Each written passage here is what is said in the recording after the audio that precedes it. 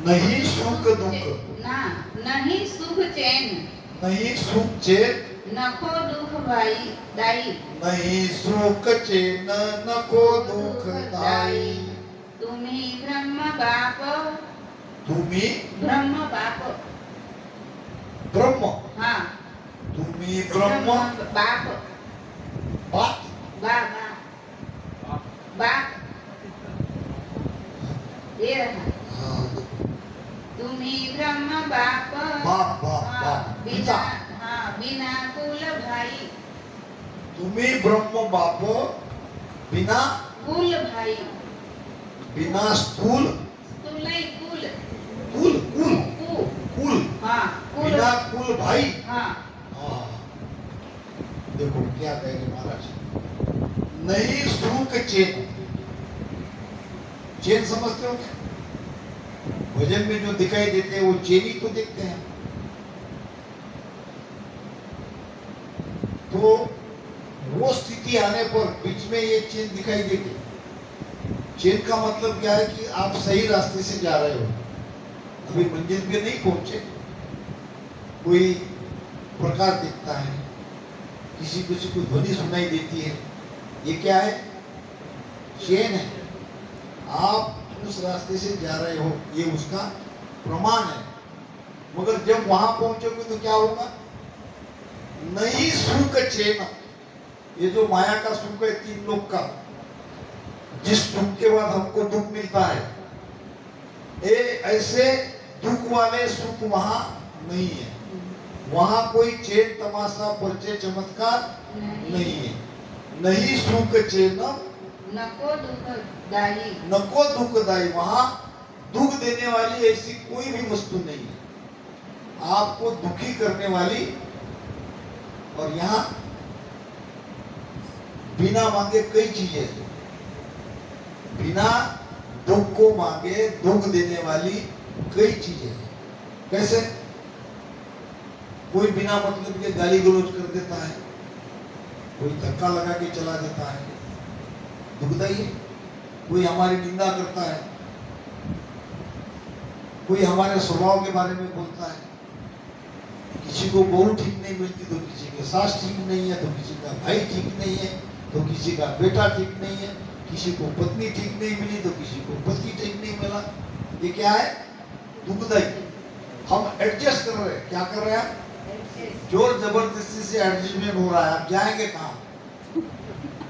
फंसे तो आप वहां से तो वहीं रहना पड़ेगा। ये क्या हो रहा है? हमको कोई उपाय नहीं है, इसलिए यहाँ पे पड़े हैं। उपाय रहता तो भाग जाते, उपाय नहीं, भागोगे तो कहाँ? आना पड़ेगा तो घर पे आना पड़ेगा, जाएंगे कहाँ? अंत में तो वही उपाय है, वो मैं हमेशा देता हूँ दृष्टांत पति पत्नी का। तो पति पत्नी में झगड़ा बहुत होता था, और झगड़े का कारण क्या? मामूली बात पे, और पहले वाद होता है, और वाद अगर दोनों तरफ से हो गया वो होता है झगड़ा। झगड़े के बाद क्या होता है बेटा? पिटाई। क्या होता है फिर? देखो, पहले बात पे बात बढ़ती है, वाद विवाद होता है, तू मैं हो जाती है, फिर दोनों अपना अपना पक्ष मजबूती से रखते हैं कि मेरा बराबर है, वो कहता है मेरा बराबर है, फिर होता है झगड़ा। और झगड़ा ज्यादा क्रोध आने से झगड़े पे भी शांत नहीं हो रहा, फिर होती है पिटाई। होता है कि नहीं? और बाद में और मिल जाता है, क्योंकि दोनों को पर्याय नहीं है। बाद में क्या होता है? ऐसे ही ये पति पत्नी थे, ऐसे ही बात में वाद विवाद होके झगड़ा, झगड़े से पिटाई, प्रतितन आ गए, चलो घर छोड़ के ही चले जाएंगे। अब घर छोड़ना आसान थोड़ी है। अब पत्नी ने कुछ ढूंढा नहीं, उसको आदत मालूम थी कि जाएगा कहाँ, 2 दिन 4 दिन रहेगा, रिश्तेदार कहाँ तक इसको खाना खिलाएंगे, आएगा तो घर पे ही। वो आराम से बिल्कुल बिना निश्चित होके, अब वो जब तक घर में सामान है खाने पीने का, तब तक तो पति की याद नहीं है। अब एक एक सामान खत्म होने लगे, अब नजर आना पत्नी को होगी, अब तो लाना पड़ेगा उसको। अब थोड़ा सा अहंकार अपना टूट भी जाए, मगर सोचने लगी उसको तो लाऊंगी, मगर मेरी अकड़ जो है वो भी कम नहीं होने को ना, यानी मैं कमजोर नहीं होने को ना।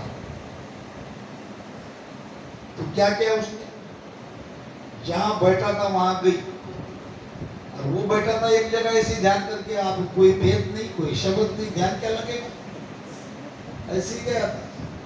दूर से ही देख लिया पत्नी आ रही है, हाँ अब कैसी आई, अब मुझे मनाएगी और मैं चला जाऊंगा। वो भी उसका स्टेमिना खत्म हो गया था, मगर अहंकार था कि पत्नी झुकनी चाहिए, पत्नी मुझे मनाने के लिए आई, अब ज्यादा मैं थामूंगा नहीं, मैं चला जाऊंगा। मगर पत्नी तो पत्नी थी, वो भी कहा झुकने को तैयार। उसने कहा तुम जहां बैठे हो वहीं बैठे रहो। अरे ये तो मुझे मनाने नहीं आ रही, फिर तुम क्यों आई? मैं इसलिए आई हूं कि जो ये पेड़ है, ये हमारा बाजू वाला हमारे घर के बीच में, वो हकीकत में किसका है, ये मुझे बताओ। अब इसका सारा जो कुछ सोचा था ये सब वैसा निकला नहीं, न पत्नी मनाने आई, न उनको कोई बात किए हुए। और पत्नी तो आई थी उसको ले जाने के लिए, मगर उसने भी अपना अहंकार को गिरने नहीं दिया। बताओ मुझे ये पेड़ किसका है? वो कहने लगा पेड़ तो अपना है, वो जो बाजू वाला है वो उसको काट रहा है मेरा पेड़ करके, ऐसे कैसे काटता है? पत्नी कहने लगी मुझे क्या कहते हो, उसको जाके कहो, चलो निकल गया। ऐसा होता है हमारा, ये जिंदगी हमारी एडजस्टिव है। दो पैर हमको भी पीछे लेना पड़ता है, दो पैर घरवाली भी पीछे लेती है, तब संसार चलता है। और ये ऐसा ही है, यहाँ सुख दुख है, यहाँ मान है, अहंकार है, बड़ाई है, सब कुछ है, मगर वहां ये कुछ नहीं है, क्योंकि वहां दूसरा है ही नहीं। तुमको दुख देने वाली कोई वस्तु, कोई चीज वहां नहीं है, और सुख देने वाली लाखों करोड़ों है, वहां स्थिति पैदा होती है। क्या नहीं वहां बोलो?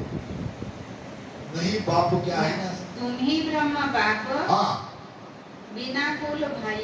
हाँ, अब तुम हो वहां ब्रह्म बाप। बाप का मतलब क्या? तुम ही वो घर के प्रमुख हो, और तुम्हारे कोई भाई नहीं है, तुम्हारे कोई सगे संबंधी नहीं है, तुम अकेले ही हो। बाप का मतलब क्या? जो सबके घर पे वर्चस्व रखता है। बोलो आगे आगे। हाँ, जहाँ सत धाम न मोलेह कोई, सदा तीरथंब अभंग सहोय। जहाँ सत्य धाम नमो लेह कोय, जहाँ सत धाम तो समझ गया, आगे की शब्द नहीं समझना। नमो लेह कोय, नमो, हाँ नमो लिखा है, ये नमो लेह कोय। हाँ जहाँ सतधाम नमो लेह कोय। हाँ, जहाँ सत धाम है, यानी जहाँ तुम हो। अब सत धाम का मतलब क्या हो गया? जहां तुम हो वहां कोई दूसरी चीज नहीं है। नीचे वाली सच्ची में आ जाएगा उसका। हाँ, सदा तीरथंब हाँ, अभंग सहोय। तो क्या है ये? सदा स्थिर, सदा तीरथंब, थंब यानी खंबा, थंब यानी का ये, अभंग सहोय। अभंग यानी जिसका भंग नहीं, जो भंग नहीं होता। अब थोड़ा सा इसको समझे। अभी हम जहां है वहां स्थिर है क्या? वहां स्थिर नहीं, चलायमान है। धीरे धीरे धीरे धीरे हम मृत्यु की तरफ जा रहे हैं, हम स्थिर नहीं है। स्थिर का मतलब क्या? सदा स्थिर थंब। ये थंब जो है ये स्थिर है, आप 50 साल बाद आओगे तो भी आपको यहाँ ऐसे ही दिखेगा।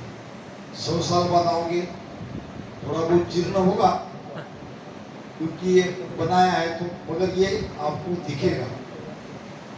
100 साल के बाद इनमें से कोई दिखेगा क्या? कोई नहीं दिखेगा। हम यहाँ जो बैठे हैं ये भी नहीं रहेंगे, मगर ये ऐसे ही उस सतधाम में आप सदा स्थिर हो। आगे आपका भंग होता नहीं। भंग होने का मतलब क्या? अभंग स्वरूप। हाँ, अभंग, जिसका भंग नहीं होता। यहाँ हमने जो शरीर धारण कर रखा है उसका भंग होता है, मिट जाता है, टूट जाता है, कट जाता है, इसको कहते हैं भंग होना। मगर वहां तुम्हें ऐसा शरीर मिलेगा, दिव्य शरीर, जो अभंग रहेगा,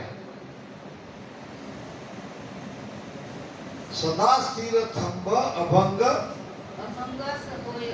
अभंग से होया। आगे आगे अपार अगाध अजीत अनाथ कहाँ सत्य लोक ना कोई मान देखो आप क्या कह रहे हैं। ना कोई मान न साथ।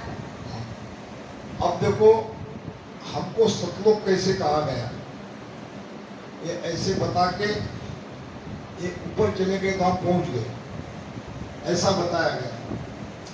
ये सब लक्षण में एक लक्षण है, बस इतना ही सतलोक है, ये समझना ठीक नहीं है। गुरु महाराज कोई और बात कह रहे हैं। ये तो है, ध्वनि तो बाहर सुनाई देती है, और क्या क्या है बोलो।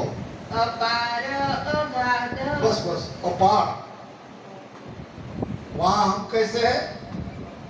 अपार। अपार का मतलब क्या? वार पार नहीं।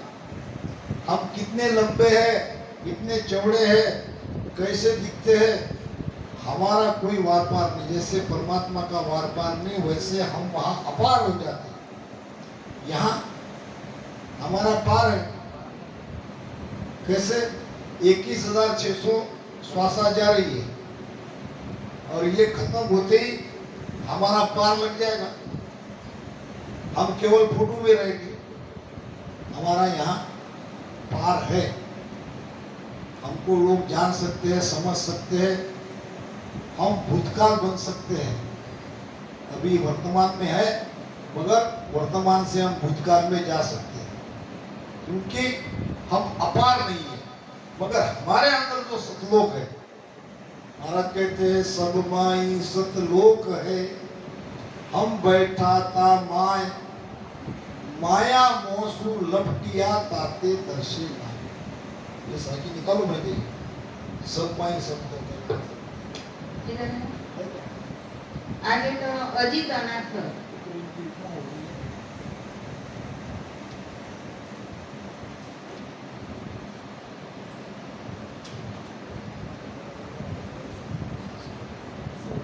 हाँ क्या कह रहे गुरु महाराज? देखो ओ सत्य लोक, इसका राग अलग होगा। हाँ शब्द ज्यादा है तो राग अलग होगा। हाँ दुहाई नो बोलो बोलो, मैं बोलता हूँ। हाँ शीश वाचक। हाँ ओ सत्य लोक स्वरूप है तो मुझ सोच न कोई। हाँ दोहा है। हाँ वो सतलोक स्वरूप है तो मुझ सोच न कोय। हालू डोलू फिरू धीरू रहूं इसी में सोई। यहाँ क्या, यहाँ है क्या? सब में सतलोक है, ऐसी कोई शब्द है? सब में सतलोक। ये क्या है? हाँ सब ये ही है। हाँ ये पढ़ो। सब माही सतलोक है वाह। देखा सब उन माई माया मोह सो लपटिया ताते दर्शन नाई। दर्शे का दर्शे, इधर दर्शन लिखो। हाँ तो दर्शन लिखा है, तू दर्शन पढ़ना। देखो अब क्या कह रहे महाराज? सब माई सतलोक है। सब यानी कौन? हम सब। हम सब। ये अपना एक मनुष्य का चित्र यहाँ पे लगा दिया मैंने चिपका के। तो गुरु महाराज क्या कह रहे हैं, इन सबके अंदर में वो सतलोक है। कहाँ बता रहे गुरु महाराज, ये नक्शे चक तक इसके अंदर में सतलोक है। सब माई सतलोक है, बैठा सब उन माय, बैठा सब उन माय। अब क्या कह रहे हैं, ये जैसा इतना है वैसा वो इतना भी है। समझ गए, ये जैसा इसमें दिख रहा है वैसा वो इसमें 3 लोक 14 भवन 3 ब्रह्म के 13 लोक इतना बड़ा है। सब माई सतलोक है और बैठा सब उन बैठा माय, सब हम माय। उन माय। ये एक मनुष्य की यहाँ पे हमने आकृति बनाई, चित्र बनाया और इसमें का सतलोक बता दिया। ऐसे पृथ्वी पे कितने मनुष्य हैं, कितने जीव जंतु है, पेड़ पशु है, पौधे है या जो भी है, ये मृत्यु लोक सृष्टि के हो गए। पाताल के जितने लोग हैं, स्वर्ग के जितने देवता है और 3 ब्रह्म के 13 लोग सब इसमें ही है। हमारे अंदर जो आत्मा है वही बाहर में परमात्मा। परमात्मा आत्मा में कोई फर्क नहीं है। आत्म में परमात्मा दया करे भरपूर, जन सुखिया निर्भय भया काल कंठ सब दूर। दया करने वाला परमात्मा तुम्हारे अंदर बैठा है और जब तुम उस तक पहुंच जाओगे तुम्हारे काल कंठ सब दूर हो जाएंगे। तो सतलोक कहाँ है, सबके अंदर। हम कहाँ है, सतलोक में। बाहर की बात ही नहीं, ये बाहर की बात नहीं है। समझने के लिए, वो समझाने के लिए आपको कहना पड़ता है कि आप 12 करोड़ों के छेदन करने के बाद आप अपने स्वरूप में जाओगे, आप अपने आप को पहचानोगे। क्या कहते महाराज, ईसो अद्भुत लखायो मोय मही मैं राम दुजो नहीं कोई। ध्यान करने के बाद 12 कमल छेदन करने के बाद अद्भुत लखने में आएगा आपको, सबको, हमको। क्या, जिसको ढूंढ रहे थे वो तो हम ही हैं। और हम कहाँ हैं, हम यहाँ हैं और हम ढूंढ रहे उसको बाहर। जब ये सारा चक्कर घूमते घूमते आएगा तो हम हमारे स्वरूप में उस आनंद को, उसकी अनुभूति करेंगे और वो हमारे अंदर है। क्योंकि ये कोई छोटा नहीं है, ये छोटा नहीं है। ये इसमें 3 लोग 14 भवन 3 ब्रह्म के 13 लोग सब उसमें है। आगे बढ़े। मोह माया सो लपटिया ताते दर से नाय। अब कोई पूछेगा कि मनुष्य शरीर में वो सतलोक है, तो प्रश्न तो आ सकता है कि भाई जब तुम कह रहे हो, तुम्हारे गुरु महाराज कह रहे हैं कि सतलोक सबके अंदर है, तो फिर दिखता क्यों नहीं, प्रश्न आएगा। तो जवाब क्या दे रहे हैं महाराज, मोह माया सुलपटिया ताते डर से नाय। क्या हो गया, गलती कहाँ खाई, मोह माया का पर्दा होने से, मोह माया का पर्दा होने से ये सतलोक नजर नहीं आती, यानी आत्मा हमको नजर नहीं आ रही है। अब दूसरी भाषा में आत्मा को देखने के लिए क्या करना पड़ेगा। भजन तो कर ही रहे, भजन नहीं पूछ रहा हूँ। शाबाश, आपको ये त्यागना पड़ेगा। आपके अंदर मोह रहना नहीं चाहिए और स्थूल और सूक्ष्म माया का त्याग आपको करना है। त्याग करने का मतलब आप माया को छोड़ नहीं सकते। माया किड़ त्यागी वो तो आद अंत सु लागी, कौन कहते, कबीर साहब। आप माया को छोड़ नहीं सकते। माया बड़ी बलाय है, वो बहुत ही ताकतवर है। ये केवल सत्संग छुड़ा सकता है, गुरु महाराज छुड़ा सकते हैं। लिखा है बाबू इधर, हाँ इधर ऐसा लिखा है। दिखा है क्या? हाँ। वाह, वाह। तो माया मोह जब तक तुम्हारे हमारे अंदर है, हम कितना भी ये कहेंगे कि हमारी धूल ऊपर चल रही है, ये इसका जवाब नहीं है। ये परफेक्ट सस्वरूप आनंद पद का अनुभव नहीं है। आप एक तरह से श्रुति के द्वारा ध्वनि को सुन रहे हैं, हम नकारते नहीं इस बात को, मगर श्रुति के साथ ध्वनि को सुनना, उसका अर्थ है माया मोह से आपका हट जाना। माया मोह से अगर आप हटे नहीं हो और ध्वनि सुनने की बात कह रहे हो, तो या तो ज्ञान में सुन सुन के आपने ये बात पकड़ा है, या आप उसका परफेक्ट अनुभव नहीं कर पा रहे। थोड़ी सी बात को कुछ झलक हो रही है, उसको आप ध्वनि मान के बैठे हो। ध्वनि सुनने का मतलब मोह माया आपके अंदर से हट जाना। दोनों बातें एक साथ चलेगी।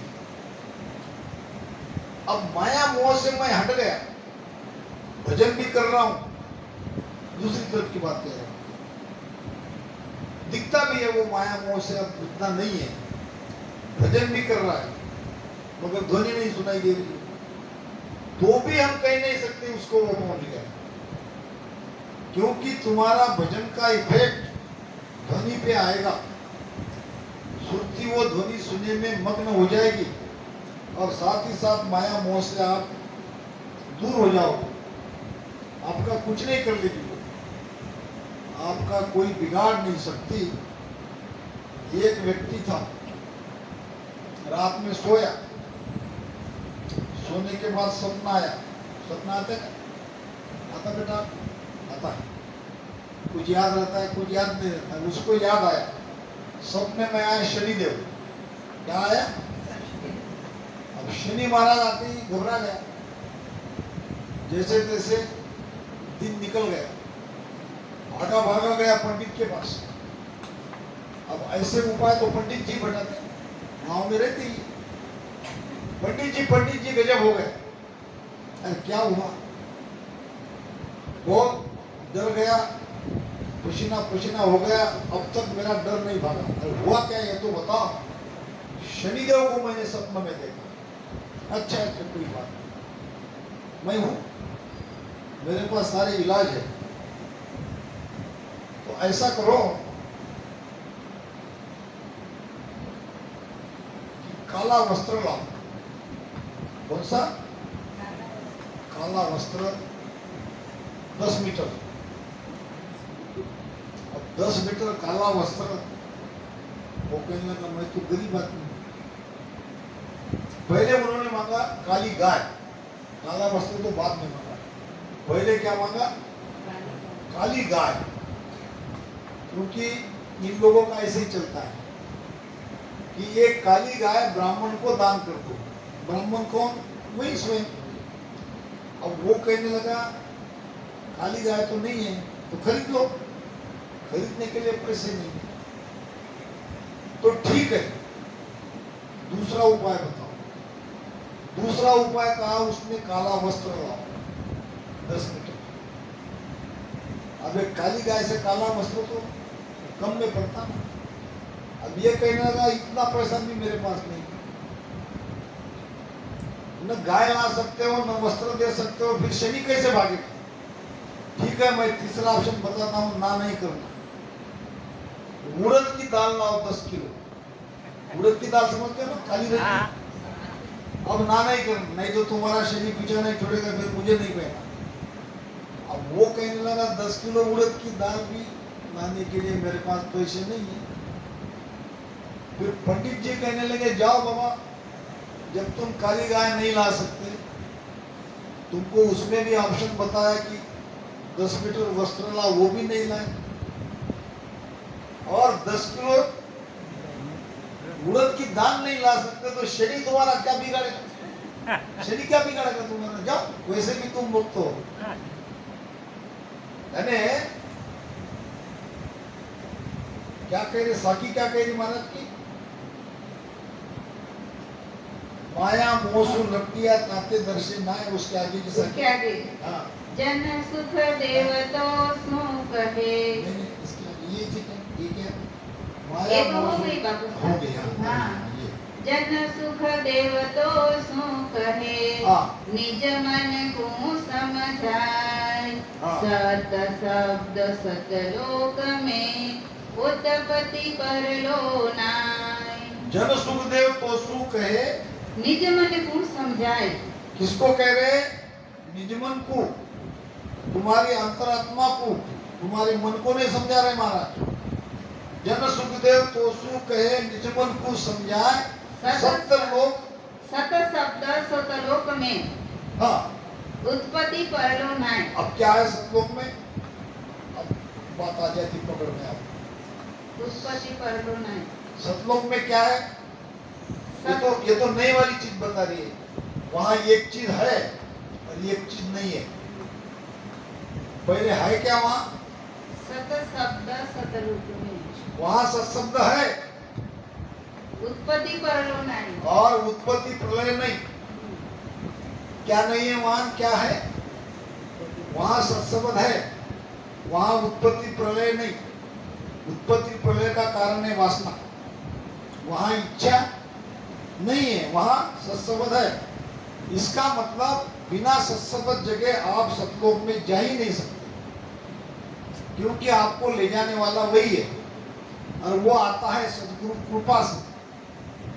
सो बाहर सो घट में आवे और घट में होए। बाहर से कहां से आता है सत्शब्द? अभी आपके अंदर सत्शब्द नहीं है, मान लो आप, तो कहां से आएगा वो? हाँ, सदगुरु कृपा से।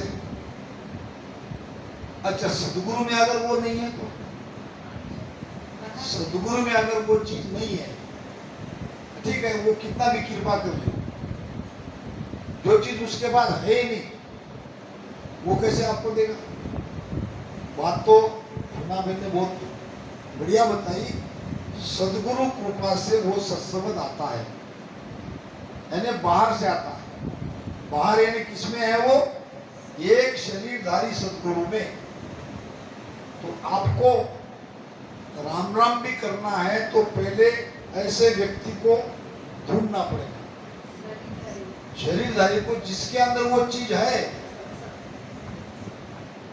जिसके अंदर वो सत्शब्द है, जो सत्शब्द की बात कर रहा है। वेदों पर जो ज्ञान है, उसका पहला परिचय क्या है? ज्ञान।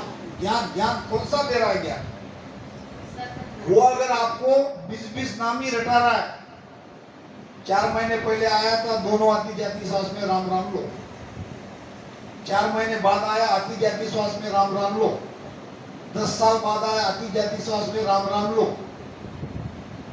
एक ही बात कह रहा है, ऐसे रहो वैसे रहो, ये करनी मत करो वो मत करो और राम राम रटो। और जो असली चीज है वो नहीं बता रहा, नेचर के बारे में बात ही नहीं कर रहा है। तो पहलों पर जो ज्ञान है उनको कुछ नहीं कहना, वो अपनी जगह सही है, मगर वो हमारे काम के नहीं। हमको नेचर प्रकट कराने के लिए वो काम को, वो बात ही नहीं कर रहा उसकी। हमको चाहिए पैसा, और वो पैसा छोड़ के सारी बातें कह रहा है। पैसे की बात, और हमारी जरूरत तो पैसे से पूरी होगी, तो शाहूकार दूसरा ढूंढना पड़ेगा। वो अपनी जगह सही है, उनका सुन लेना। बाहर से आने का मतलब क्या है? कोई दूसरा व्यक्ति के अंदर वो चीज प्रकट है, उसकी शरण में जाना पड़ेगा। शरण में जाने का मतलब क्या है? शरण में जाने का मतलब पाँव पड़ना नहीं है। पाँव ही पड़ते रहेंगे, सेवाई करते रहेंगे, उसका सत्कार करेंगे, फूलमाला डालेंगे, वो नहीं शरण में। वो क्या कहता है वो सुनना, वो जो आपको करने को कहता है वो करना, यह है शरण। अब भले ही उसके पैर मत छू, भले ही उसको मानो मत, अगर आपको ये सत्संग चाहिए और वो सत्संग की बात कह रहा है तो वो सुनकर वैसा आपको करना, यह है शरण। तो सत शब्द सतलोक में उत्पत्ति परलोक नाय। अब सत्सबद जग गया, तो क्या अमरलोक में पहुंच गए क्या सतलोक में? आपको शरीर के अंदर में एक यात्रा पूरी करनी पड़ी, जो हीरा पिंगला एक होके सुषुम्ना के द्वारा होती है। वो यात्रा कैसे होती है वो भी देख लो, बताया था दोपहर में। और हमारे ऋषि भाई के कारण ये बहुत बढ़िया चर्चा हुई। ऐसा ज्ञान होता नहीं है। ये हमारे शरीर के अंदर में ये जो रीढ़ की हड्डी है, इसके अंदर से ये सुषुम्ना नाड़ी है। तो सांस उसास यहाँ पेट में ऐसा जमा होने दो जो आपको ये शेषनाग जिसने ये जगह बंद कर रखी वो खोल ले। वो खोलने के बाद आपको ये मेरु और मेरु से ये त्रिकुटी, यहाँ तक आपको साधना करना पड़ता है। त्रिकुटी के बाद फिर साधना का विषय बंद हो जाता है, क्योंकि आपकी श्वासा उल्टी हो जाती है। दोनों ईड़ा पिंगला एक होती है और ऐसी सुषुम्ना चलती है। तो तब तक रुको मत, जब तक आप नियंत्रण के साथ उलट न जाए। और उलट कर आपकी चेतना, बड़ा शब्द कह रहा हूं मैं, चेतना, चेतना, चेतना समझते क्या? प्राण, प्राण कहो या ऊर्जा कहो, थोड़ा सा उसको समझाता हूं। किसी पे क्रोध आ गए तो आपकी चेतना कहाँ है? क्रोध आ गया, आपकी चेतना आंखों में, क्योंकि आंखें अपना परिणाम दिखाती है। जैसे आप निकालते कि नहीं, क्या हुआ उसका मतलब? आपकी चेतना उस समय आपकी आंखों में, तभी तो क्रोध आता है। जहां जहां आपकी चेतना है वहां वहां आप हो। ऐसे चेतना तो पूरे शरीर में है। उसमें भी जब आप भोजन करते हो तो सबसे ज्यादा चेतना कहाँ है आपकी? भोजन में। चलते हो तब पैर में, काम करते हो तब चेतना, दूसरे को गाली देते हो तब कहाँ है? मुंह में। और सब जगह है, मगर वहां वो ज्यादा आई है। तो ये जो चेतना का लेवल इंद्रियों में घूम रहा है शरीर में, और ये वायु से ही सब हो रहा है। काम, क्रोध, लोभ, अहंकार, ये सब कुछ हो रहा है अंदर में। 5 प्राण, 5 उपप्राण जो अपने कार्य कर रहे हैं, सब वो एक श्वास जो आप लेते हैं उससे इतना काम हो रहा है। ये चेतना को अगर आपको बढ़ाना है तो पीछे का रास्ता यह है, बुधा घाट का और ब्रह्म स्थान का बीच का स्थान। यहाँ है रास्ता बंद। ये है सुषुम्ना नाड़ी, जिसको बंकनाल कहते हैं। बंक क्यों कहते हैं? वो ऐसी ऐसी है। बंक यानी टेढ़ी, बंक यानी संक यानी सीधी, संक यानी सीधी, बंक यानी। और टेढ़ी है तो है, इसको गांठ है जगह जगह। क्या है इसको? गांठे। गांठे कहाँ है? है तो ये पीठ के अंदर से, मगर जहां जहां गांठे का मतलब क्या है? आपकी शक्ति यहाँ पे जमा है। गांठों का मतलब क्या है? ऐसा झुंड, ऐसी गांठ, गांठ समझते हो ना, ऐसी तैयार हो जाती है शरीर पे। तो वहां पे रक्तों का संचय या सब चीजें वहां पे इकट्ठी होती है। ऐसी शरीर में 6 जगह गांठ है। उसका प्रमाण है, सामने का भाग या तो ऊपर आएगा या नीचे आएगा। पहली गांठ है यहां नीचे मूलाधार में, यानी गुदा घाट में। वहां एक तो गड्ढे जैसी जगह रहेगी या ऊपर उठती हुई जाएगी, समझ लेना वहां सुषुम्ना नाड़ी की वो गांठ है। तो पहली गुदा में, दूसरी ब्रह्म स्थान में, ऊपर में ऐसा दबा के देख लिया तो वहां गांठ जैसे अंदर चली जाएगी उंगली। तीसरी या नाभि में तो ऑलरेडी यहाँ पे तेल बेल डालती है ना हमारी माता, ऑलरेडी गड्ढा है, चौथा यहाँ है गड्ढा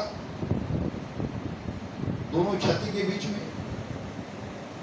इसका मतलब क्या है, ये नाभि और ये हृदय, इसका कनेक्शन पीछे से ठीक यहाँ इस जगह पे वो गांठ है जो बता रही है कि तुम्हारी ये जगह अंदर धसी हुई है, और ये हृदय में गांठ है। फिर आता है ये तो अंदर धसा हुआ ही है कि नहीं। ये 6 गांठे को आपको पार करना है। महाराज कहते हैं ब्रह्म के देश की गेल बहुत कठिन है, बीच 2104 घाटा, 21 गाठी और 4 फाटे बीच में। ये ब्रह्म का रास्ता बड़ा कठिन है, क्योंकि ये नाड़ी टेढ़ी मेढ़ी है और इसमें गाठी है, इसीलिए नियंत्रण चाहिए। नियंत्रण करता क्या है, नियंत्रण अपने लिए पहले रास्ता बनाता है, ये गाठी को खोल देता है, तोड़ देता है अपने पावर से। गाठी टूट गई तो इसमें से हमारी चेतना आगे चली गई। मान लो आप चेतना का स्तर, ये सामने नहीं देखना, ये तो बताने के लिए मैंने भेजा है, केवल पीछे देखना कि ये खुदा की जो गांठ है वो खुल गई, इसका मतलब चेतना हमारी आगे चली गई। अब ये ब्रह्मस्थान की गांठ खुल गई, नियंत्रण ने इस गांठ को भी तोड़ डाला, तो हमारी चेतना का स्तर यहाँ तक आ गया, हम यहाँ तक आ गए। चेतना यानी हमारा प्राण, हमारी आत्मिक शक्ति, हमारी ऊर्जा। और जब ये नाभि में है, नाभि की गांठ टूटती है ये, यानी यहाँ नियंत्रण ने ये गांठ तोड़ी, तो हमारी चेतना जो सांस उच्छ्वास के माध्यम से रीढ़ की हड्डी में यहाँ तक आ जाएगी, यानी यहाँ तक आपका ध्यान बराबर लगेगा, आगे नहीं बढ़ेगा। चेतना वहां पे आपकी रुकी हुई है। फिर ये नियंत्रण क्या करेगा, इस गांठी को तोड़ेगा, ये हृदय स्थान की गांठ यहाँ पीछे से। तो आपको भजन करते करते यहाँ तक का अनुभव होगा। फिर ये मेरू की आएगी गांठ जो यहाँ है, और ये गांठ जब खुलेगी तो आपकी सांस उच्छ्वास की चेतना सीधी यहाँ तक आएगी, और वहां लगेगा बंद, उतान पात बंद। और यहाँ पे ये चेतना आगे नहीं जाएगी, क्योंकि ये स्पाइनल कॉर्ड में यहाँ ज्वाइंट है, यहाँ ठीक यहाँ पे जोड़ है। ये जो मस्तक के अंदर हमारा माइंड है, भेजा है, क्या कहते हैं आप उसको, दूसरा शब्द माइंड। हाँ, तो वो 2 है, एक नहीं है, वो है ना, विज्ञान कहता एक छोटा बड़ा। इधर का चला तो इधर की संवेदना होती है, इधर का गया तो इधर की इंद्रिया चली जाती है। तो ऐसे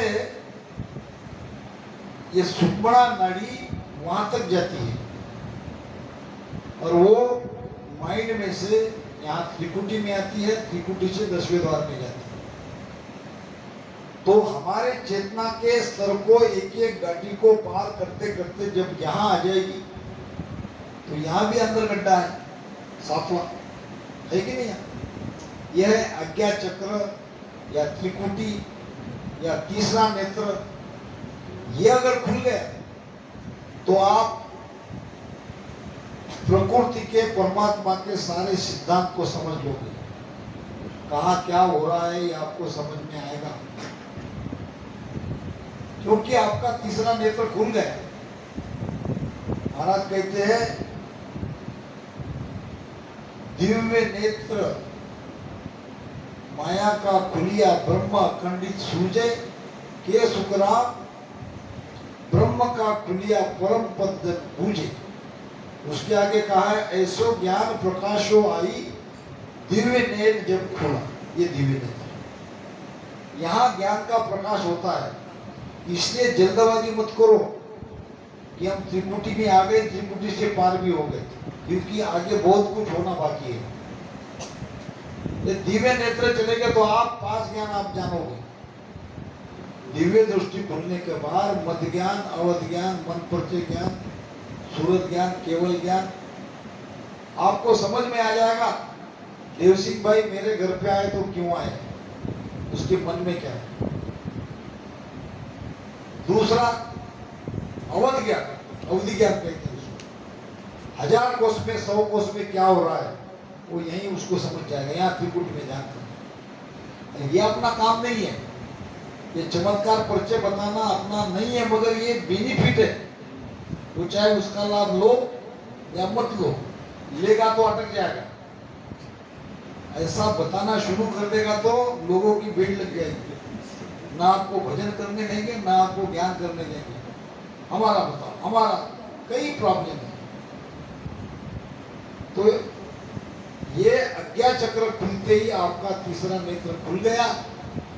ऐसो ज्ञान प्रकाशो आ